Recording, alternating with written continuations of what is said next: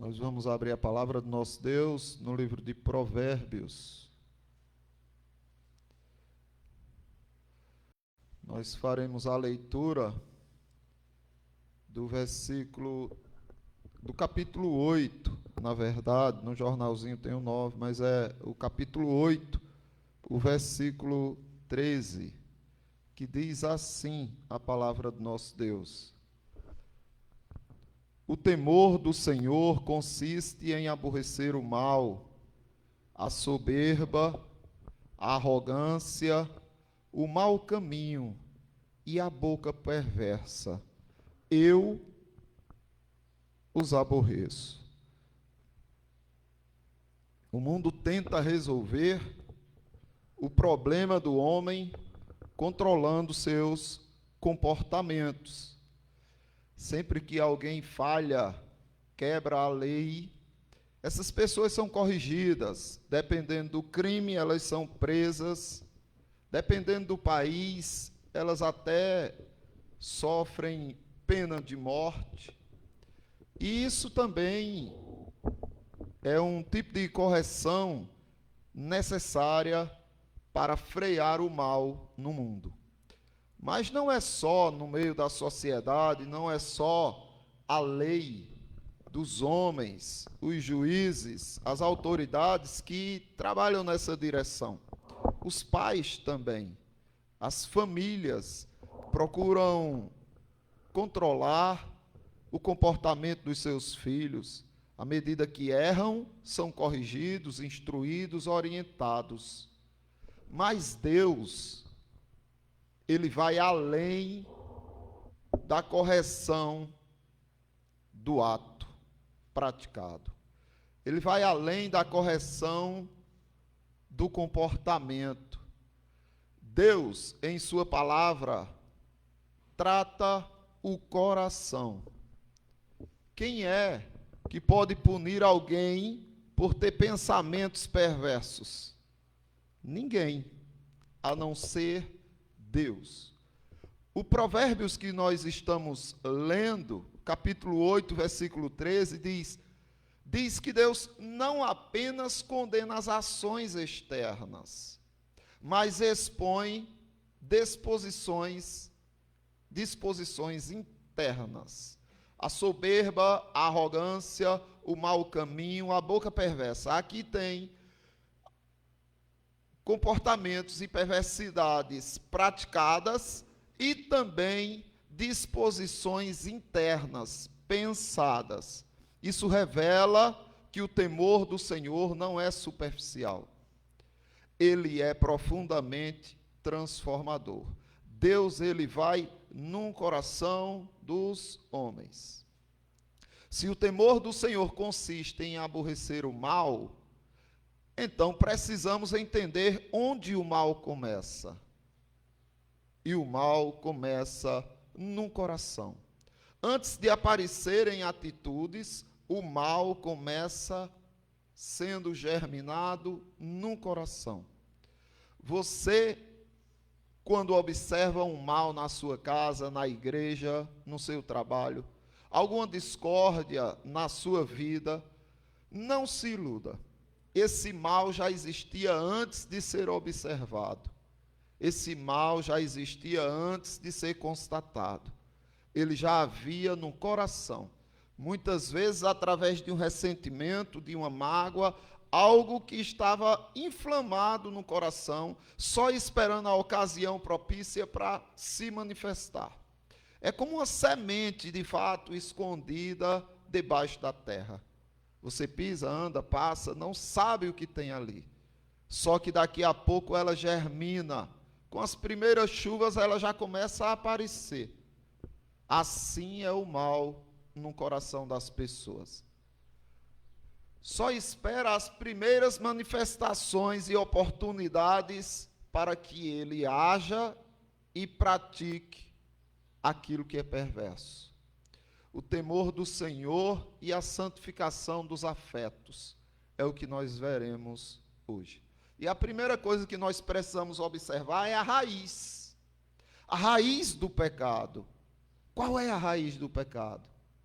De onde procede toda espécie de pecado de uma palavrinha chamada soberba. A soberba, ela está no coração. Você não consegue muitas vezes identificar que uma pessoa é soberba. A soberba é a exaltação do coração. A soberba é a raiz de todo pecado. Foi a soberba que derrubou Lúcifer, derrubou Satanás. Foi a soberba que derrubou Adão e Eva, e é a soberba que anda trazendo tanto mal à humanidade. A soberba é como se fosse a proclamação do coração de ser independente de Deus. Eu não dependo de Deus. E Provérbios 16, 18 diz que é justamente da soberba que precede a ruína. Se você é soberbo, você será arruinado. Ah, mas ninguém nem vê. Às vezes você é soberbo e nem percebe, mas Deus vê. E você pode perceber, se você conhecer a Deus, se você conhecer a palavra de Deus, você vai ter noção se você de fato é um soberbo ou não. E aí a palavra de Deus diz em Tiago capítulo 4, versículo 6, Deus resiste aos soberbos. Em João capítulo 15, versículo 5, Jesus Cristo diz, sem mim nada podeis fazer. Aqui destrói a soberba. Mas o homem não aceita isto. E aqueles que dizem que aceitam, nem sempre falam com sinceridade de coração, porque as atitudes provam o contrário. Essa pessoa faz as coisas, por exemplo, sem buscar ao Senhor em oração. Por quê? Porque acha que sem consultar, sem buscar a presença de Deus, aquilo que ele planeja dar certo é soberba. A pessoa escolhe o dia que quer ir para a igreja, o dia que não quer ir, como quem diz assim, eu não dependo, esse dia eu posso faltar e não trará malefício nenhum para a minha alma, porque eu sei muito bem o que eu estou fazendo. Então, existem atitudes que manifestam a soberba do coração. Eu consigo sozinho. O temor do Senhor diz o contrário. Eu dependo totalmente do meu Deus. John Owen, puritano, John Owen, ele disse o seguinte, a grande batalha contra o pecado começa no coração. Infelizmente, a gente vai lutar contra o pecado, muitas vezes depois que cai. Arrependido, eu preciso mudar de atitude e pede perdão, são processos legítimos e necessários. Mas muito melhor é você combatê-lo quando ele começa a germinar no seu coração. Examine seus pensamentos, não apenas as suas ações. Confesse a sua dependência diária de Deus e você estará se levantando contra a soberba. Porque a soberba pode ser vista como um sentimento. A soberba não é uma emoção. A soberba não é um comportamento, não é uma atitude. Agora, o próximo é, sim, um comportamento, que é a arrogância. Observe, o Provérbios diz, o temor do Senhor consiste em aborrecer o mal. Que mal? A soberba. O sentimento de superioridade, como se você se acha superior a outras pessoas. Como se você acredita que muitas coisas pode fazer sem Deus. Não precisa da igreja. Não precisa dos irmãos. Então, isso é soberba no coração. Agora, o próximo é a arrogância. Aborrecer o mal, que é a soberba, e a arrogância.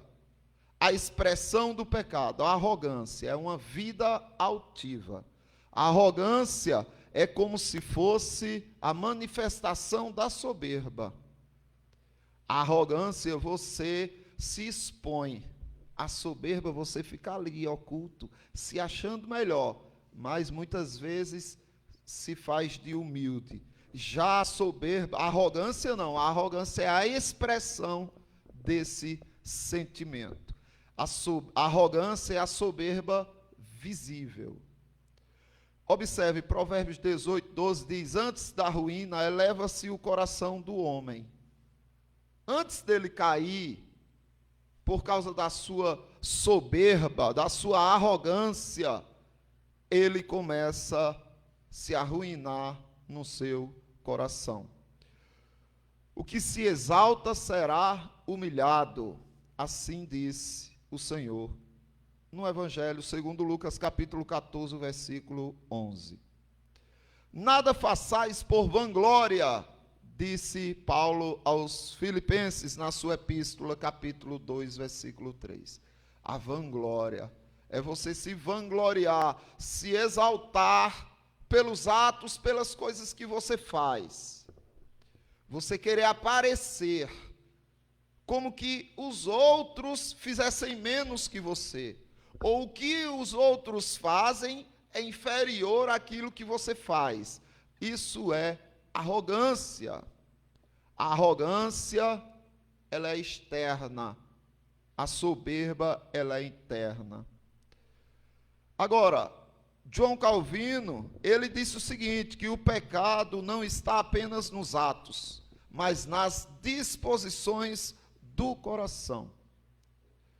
É preciso que você entenda que para você não se tornar uma pessoa arrogante, humilhando pessoas, se achando melhor e se exaltando sobre pessoas, você precisa combater esse mal já no seu coração. Observe como você trata as pessoas. Como é que você trata? Você trata com gentileza? Só quem é gentil com você? Você trata com educação, com respeito? Só quem te respeita? Você ama só quem te ama? Segundo Jesus Cristo, isso são atitudes de gentios, publicanos, pessoas que não têm temor de Deus. Porque aquele que tem temor de Deus sauda os que não lhe saúdam, ama os seus inimigos e ora pelos que os perseguem. Sabe por quê? Porque ele sabe que não é melhor do que essas pessoas. Porque ele sabe que foi só questão da misericórdia de Deus dele estar do outro lado. E ele tem temor de Deus. Então vigie sua língua, sua postura, suas reações. Vigie com cuidado. Por quê? Primeiro começa com a soberba, depois se estende para a arrogância. E a partir daí você começa a escolher caminhos, que é o próximo ponto. O caminho do pecado é desvio progressivo. Lembra quando falei no início que começa num coração? Não é, nossa, fulano é tão perverso, vê o que ele fez. Não, vê o que ele tinha já guardado no coração e que se manifestou agora, porque o pecado ele é progressivo. Então você se manifesta e você começa a tratar mal e você começa a se achar superior, mas a partir daí você vai querer outros e outros caminhos que desviam você do temor do Senhor. O caminho do pecado é um desvio progressivo. O mau caminho, não é o que diz o texto, não é? O temor do Senhor consiste em aborrecer o mal. O que é mal? É a soberba. O que é mal? É a arrogância. O que é mal? É o caminho que você escolhe errado. Aqui, o pecado começa grande, mas antes ele era pequeno, estava apenas no coração. Se você vigiasse os seus sentimentos, julgasse suas emoções, você conseguiria freá-las. Mas as coisas vão acontecendo, você não se apercebe porque não tem consequência.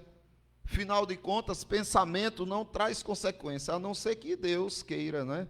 mostrar que você não está pensando bem, te punir, te corrigir. Mas referente àqueles que estão à sua volta, ninguém sabe o que você está pensando.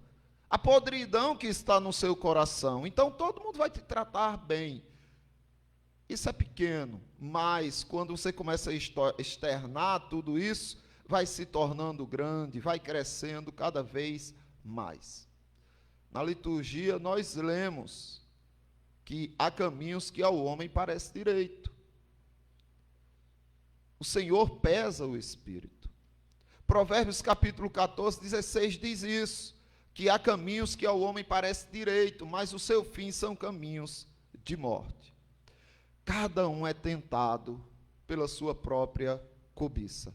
A cobiça dá a luz ao pecado, dá a luz à prática, dá a luz ao comportamento, dá a luz ao desvio. Então você escolhe maus caminhos, porque você está deixando que um pecado puxe o outro. Salmos, capítulo 1, versículo 1, é o dileto salmo, que fala dessa progressão. Andar, parar, se assentar. O mau caminho é um processo, não apenas um ato.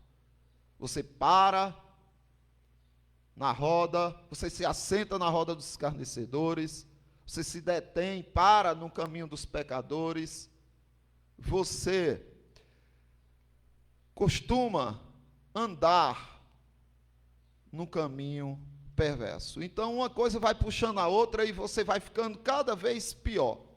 Interrompa o pecado no início. Examine a direção da sua vida, não apenas momentos isolados.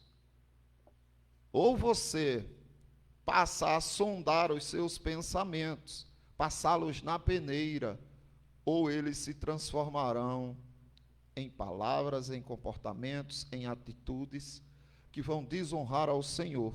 E você vai ficando preso, cada vez mais enlaçado, e as únicas escolhas que você tem é escolher caminhos perversos para defender o anterior.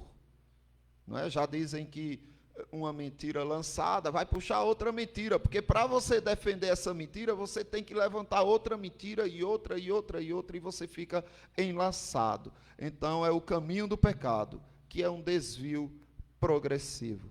E o fruto do pecado é a boca perversa. Você está com o sentimento, você começa a manifestar esse sentimento e começa agora a falar coisas perversas.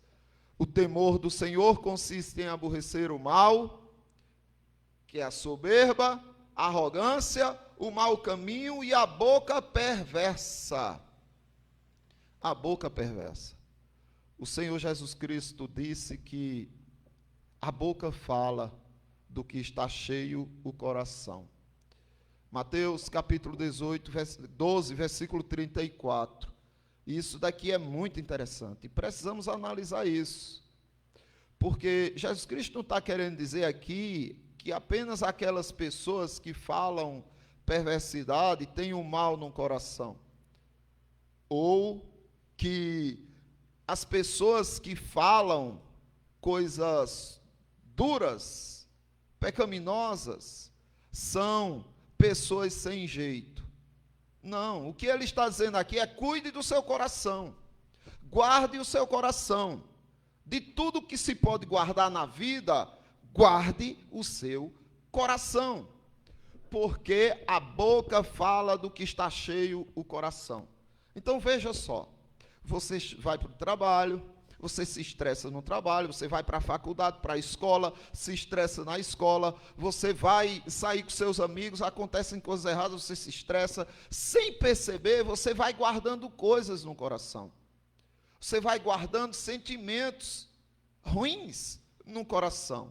E daí você chega em casa, seus filhos cometem qualquer falha e você explode numa proporção que não é justa. E fala coisas que depois se arrepende. E você para e pensa: mas por que eu fiz isso? Eu não devia ter chegado a este ponto. Entenda, você só falou porque seu coração estava cheio de perversidade, de estresse, de ansiedade, de angústia. Então, não vai sair coisas boas de um coração estressado. Vai sair palavras duras. E atendendo a alguns clientes, inclusive crianças, não é? Ah, porque papai falou isso, mamãe falou isso me feriu, eu não tenho mais coragem e tal. E começam a falar. E o que você pode fazer é, olha, filho, quando ele falou isso, ele estava calmo, estava estressado, estava o quê? Não estava estressado. Então, se ele estava estressado, foi um erro de estar estressado, mas você espera o quê de um coração estressado? Você espera palavras justas de um coração estressado? Você espera palavras de bom senso de um coração estressado? Você espera palavras de ânimo, de sabedoria de um coração estressado? Não. Seu pai falou, sua mãe falou, vai continuar falando enquanto falar com o coração estressado. Por isso que é bom você ficar calado quando está inquieto, quando está com o coração inflamado. É bom nem abrir a boca, porque se abrir vai falar besteiras, porque a boca fala do que está cheio o coração. Enche o seu coração de paz. Encha o seu coração da palavra de Deus. Encha o seu coração de harmonia, de amor, e depois fale. E aí você vai ver a diferença. Jesus Cristo disse que nenhuma palavra torpe deveria sair da nossa boca. Efésios, capítulo 4, versículo 9, fala isso, que nenhuma palavra torpe deve sair da nossa boca. Tiago, no capítulo 3, fala do poder destruidor da língua. Não é que a língua vai falar uma palavra e aquela palavra vai acontecer, não. Mas é que destrói pessoas por dentro. Muitas crianças, adultos, que ouviram palavras duras dos seus pais, são traumatizados e não conseguem superar os problemas da vida por conta de coisas que ouviram quando criança. Porque a palavra de fato enraiza e destrói. O que você fala revela quem você é. Principalmente quando você está estressado. Se você está guardando no coração sentimentos ruins, coisas frustrantes, dolorosas, entenda, você só vai falar destas coisas, porque o coração fala, a boca fala do que o coração está cheio. Antes de falar, examine o seu coração, use a língua para edificar. Estava dando aula às crianças no colégio e uma criança chegou e disse, olha tio, ele falou isso e isso de mim. E eu fui falar para a criança. Eu disse, mas por que você falou isso? Ah, porque ele me chateou. Eu digo, sim, mas porque chateou você, você vai atingi-lo com coisas que não são boas? Você é uma pessoa ruim ou você é uma pessoa boa? Não, eu sou uma pessoa boa. Então, quem é bom, fala coisas boas. Fale coisas que edifiquem, que façam ele crescer. Você não é crente? Ele sou, tio. Eu digo, então pronto. O crente edifica. O crente não destrói as pessoas. E essa criança, de fato, demonstrou que entendeu. Mas não é só as crianças que precisam entender. Nós, adultos, precisamos ter essa consciência. Eu sondo o meu coração, eu analiso aquilo que eu penso. Antes de falar, eu penso. Mas antes de pensar, eu penso nos meus pensamentos, porque isso é uma habilidade psicológica. Você pensar nos seus pensamentos, mas poucos se utilizam dessa prática. E a quinta coisa que nós precisamos observar é a redenção dos afetos, usando as emoções para a santificação, para a santidade. Então você usa as suas emoções para a santidade. Observe, o temor do Senhor consiste em aborrecer o mal, odiar o mal, detestar o mal. Isso é sentimento, isso é emoção.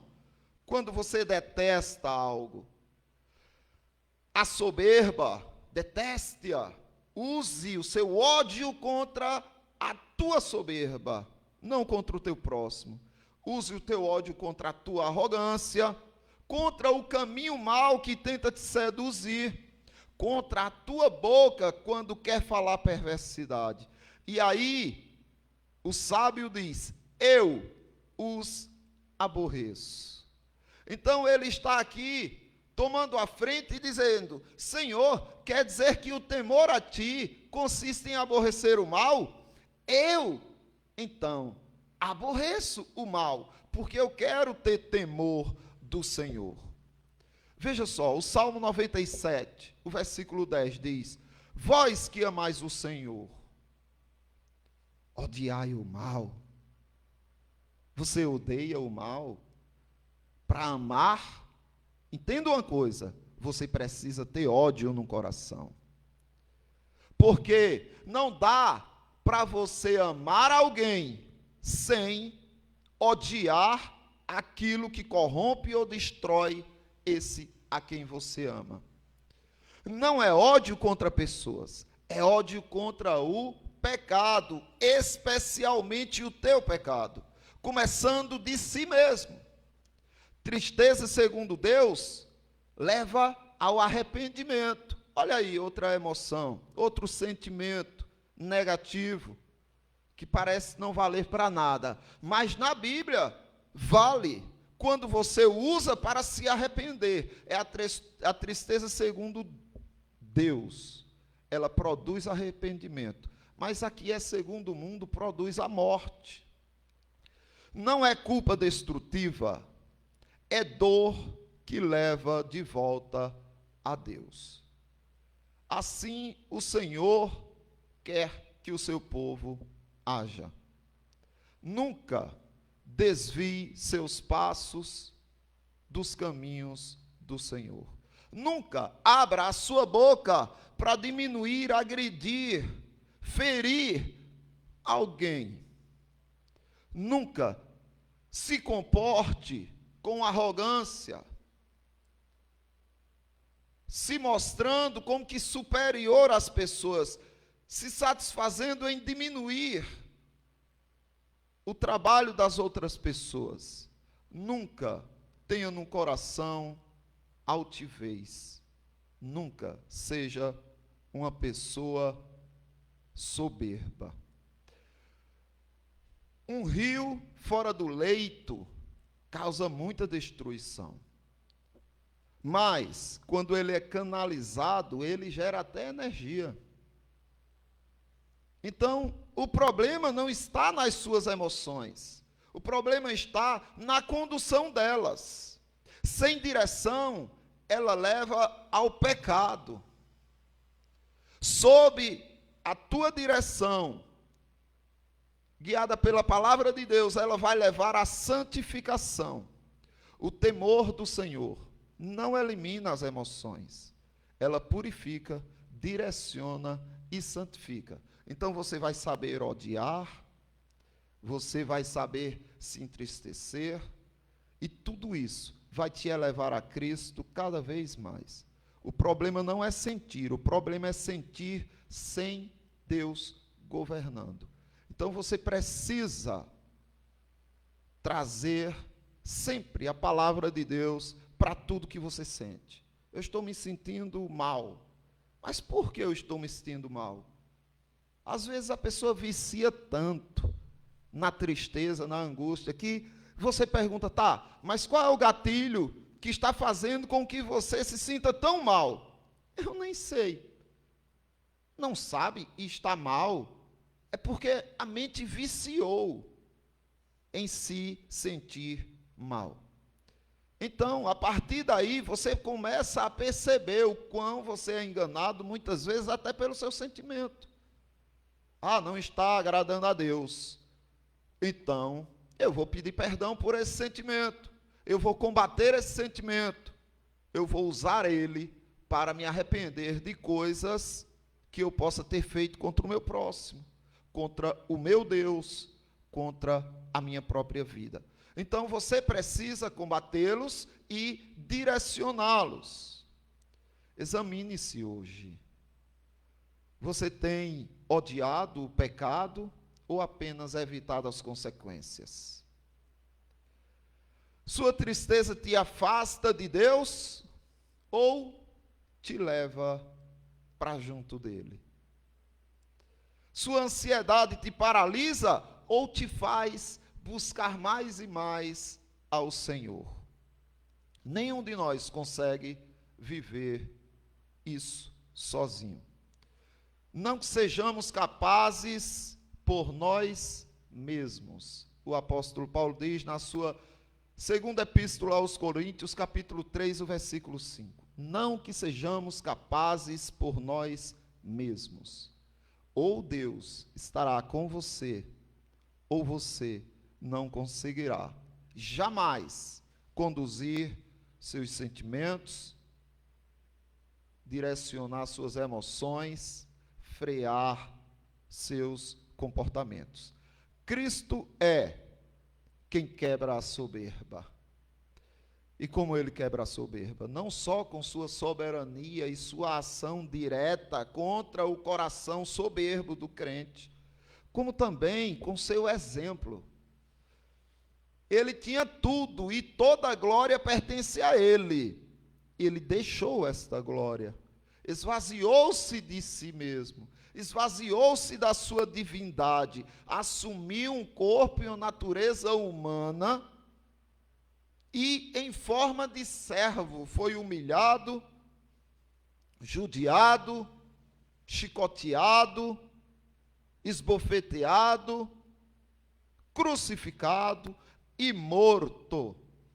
Ele, Cristo, quebra a soberba, e ele quebrou com a sua vida. Quem cura o coração é ele, e quem transforma os afetos é ele também. Então vamos confiar no nosso Deus, vamos reconhecer que dependemos completamente dele. Sem ele, nada podemos fazer. Então, meus irmãos, só para terminar, eu quero ler mais uma vez com vocês o texto. Provérbios capítulo 8, o versículo 13, que diz: o temor do Senhor consiste em aborrecer o mal, a soberba, a arrogância, o mau caminho e a boca perversa. Você pode dizer hoje, com o sábio: eu os aborreço, eu os odeio, eu os detesto. Que isso seja realidade na vida de cada um dos irmãos aqui na igreja de Bezerros, na vida daqueles que nos assistem nesse momento, na vida daqueles que nos escutam através da Rádio Missões. Deus abençoe a todos. Eu passo a palavra para o nosso irmão Carlos.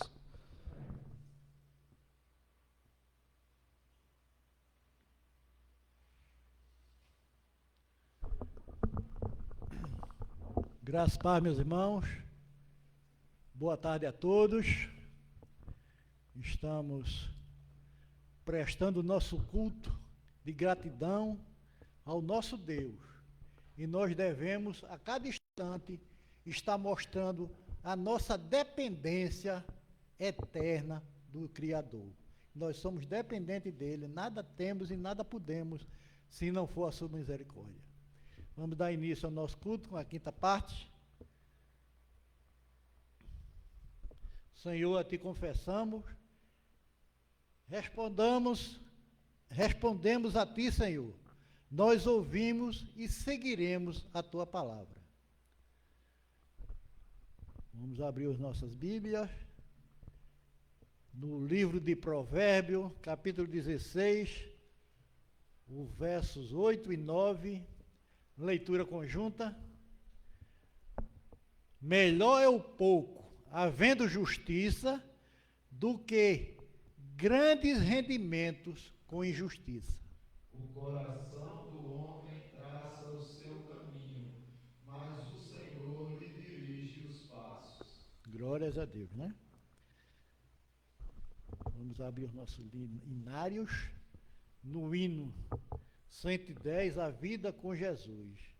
Um dia, Cristo chamou-me, muito longe do meu lar, perdido já no mundo, sem mais poder voltar. Tornei-me em seus braços, tomando-me em seus braços, firmou-me nos seus passos. Quem puder ficar de pé, vamos ficar em pé em louvor e gratidão a Deus.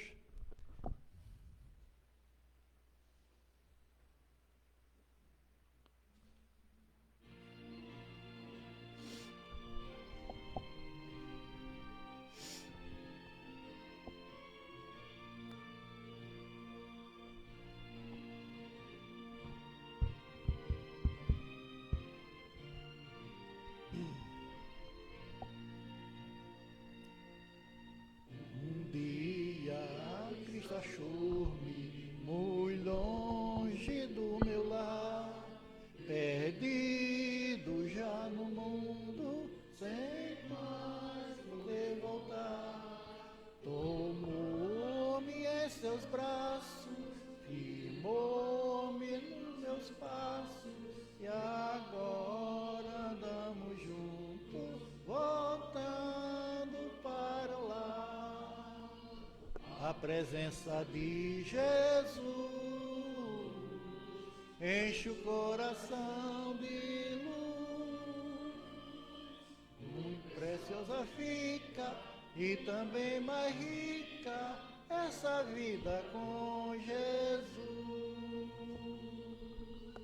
Passamos pelo vale a fim de me provar, em meio a densas trevas que impede-me o andar. Não há nenhum perigo, pois já está comigo o excelso companheiro, voltando para o lar.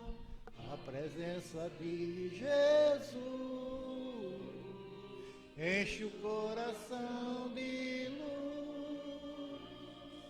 muito preciosa fica e também mais rica nossas vidas com Jesus.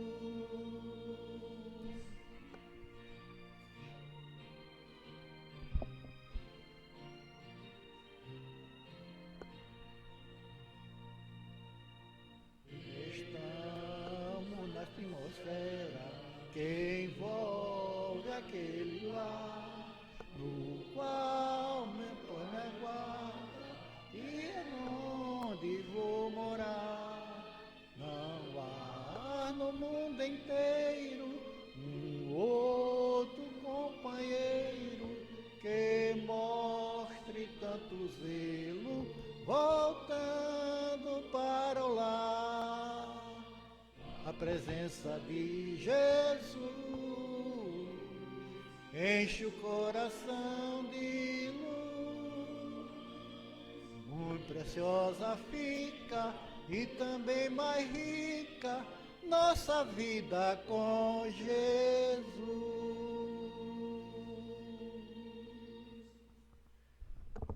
Oração ao Senhor, poder sentar, meus irmãos. Oração ao Senhor para que nos ajude a usarmos todos os meios de graça, todas as suas bênçãos para o seu reino e para a sua glória. Vamos agradecer a Deus, né?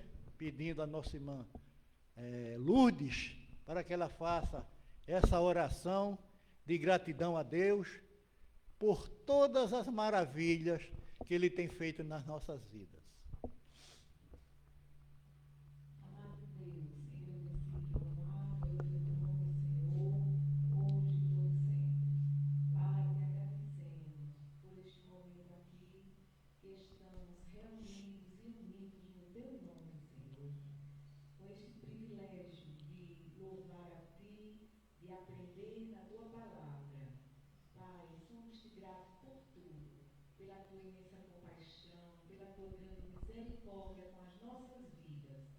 Continua conosco, Senhor, nos ajudando, nos abençoando em tudo, pois sem Ti nada somos, Senhor, nada podemos fazer.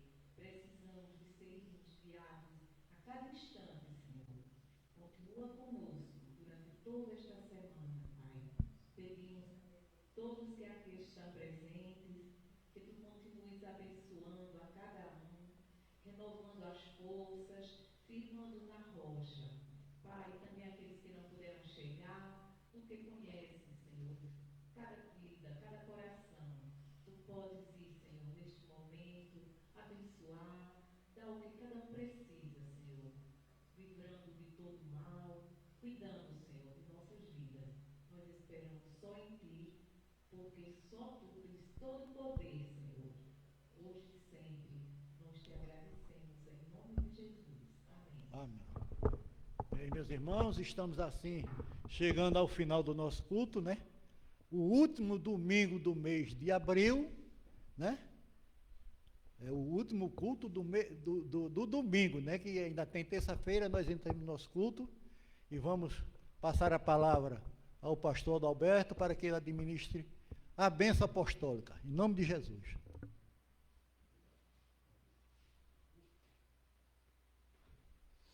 Vamos ficar em pé, irmãos.